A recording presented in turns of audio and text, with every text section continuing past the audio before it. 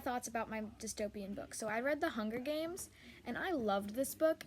I loved how the characters were so creative and different in their own ways, and I loved Katniss' bravery throughout. My favorite part of the book was when Katniss wowed the crowd with her dress on fire. I just thought that was really cool, and I've always loved fashion, so that was a really cool moment for me. What would you change and why? The only thing I would change is at the end of the book, she didn't really get any closure with Gale as I was expecting. I was expecting there to be a big moment with her hunting with Gale again and stuff like that, but that never really happened. So I wish that kind of happened, just to know how Gale was feeling about Peeta and her relationship. What was surprising to you as the reader? I was really surprised when Peeta and Katniss revolted by eating the berries. I wasn't expecting them to both try to die together, and also how the Capitol had them both win. I was actually a little confused on that part. I had to go back and reread. I was just so confused because I was thinking that both of them would die, and then they weren't. So, what character stuck out to you?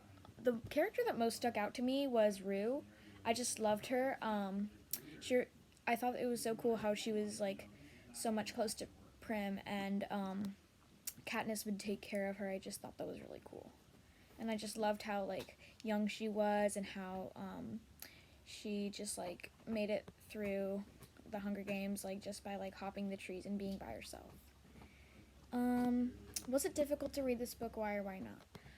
I thought it was actually really easy to read this book, just because usually when I read books I have trouble comprehending, but this time I had an audiobook and I read along with the audiobook, and that really helped me, so it was easy to read this book. What do you like or dislike about the author's craft writing style?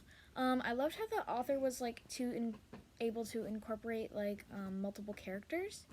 I loved how different the characters were and their different personalities, and how they coped with stuff. Explain if this book should be read next year or eliminate this book.